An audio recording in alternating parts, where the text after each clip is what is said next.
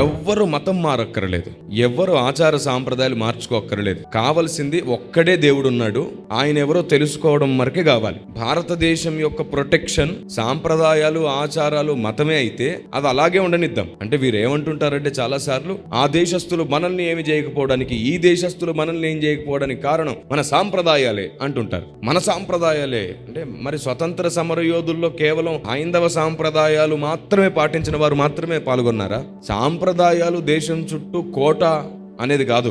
భారతదేశానికి పెద్దలు నేర్పించిన ప్రేమ, మంచితనం, శత్రువు కూడా సహాయం చేసే గొప్ప గుణం, భారతదేశంలో విలువలు, మతానికి సంబంధించిన ఆచారాలు, మతానికి సంబంధించిన సాంప్రదాయాలు కాదు, భారతదేశంలో పెద్దలు నాటిన విలువలు దానికి కారణం. అవును, అందుకు నేను మేరా భారత్ మహాన్ అంటాను. సరిగ్గా ఆలోచించి డివైడ్ చేసి చూడండి. శత్రువు మోసం చేసిన వాడు ఆయన తెలిసినా సరే వాడికి ఇంకొక అవకాశం ఇచ్చింది నా దేశం. శత్రువు భయంకరమైన ద్రోహం చేశాడని తెలిసినా మళ్ళీ క్షమించేస్తుంది నా దేశం. తల్లి తండ్రి నేర్పిన ప్రేమల విలువలు, ఇది ఆనాటి ఋషులు నేర్పిన భక్తి విలువలు. వాస్తవానికి సాంప్రదాయాలు, మతాలు కాదు దేశాన్ని కాపాడింది. అందరూ కలిసి పోరాడి ప్రాణత్యాగాలకు ఒడిగడితే వచ్చిన స్వతంత్రం ఇది. దీన్ని చాలా రాంగ్ ట్రాక్ లో మాట్లాడుతూ ఉంటారు. నేను మళ్ళీ చెప్తున్నాను, అదే కరెక్ట్ అయితే అది మతానికి సంబంధించిన సాంప్రదాయం కాదు, మానవత్వ విలువలకు సంబంధించిన సాంప్రదాయాలు ఉంటేనే దేశం కాపాడబడుతుంది. నేను మళ్ళీ చెప్తున్నాను, అదే కరెక్ట్ అయితే అది మతానికి సంబంధించిన సాంప్రదాయం కాదు, మానవత్వ విలువలకు సంబంధించిన సాంప్రదాయాలు ఉంటేనే దేశం కాపాడబడుతుంది. కులం మారక్కర్లేదు, ఆచార సాంప్రదాయాలు మారక్కర్లేదు, దేవుడు ఒక్కడే. ఆ ఒక్కడెవరో తెలుసుకోవడానికి ప్రయాసపడాలి. ఇది నేను 10 సంవత్సరాల నుంచి చెబుతూనే ఉన్నాను.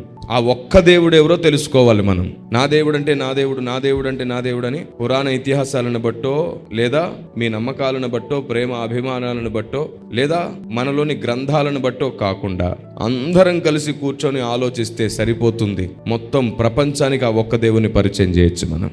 దేవుడు ఒక్కడే.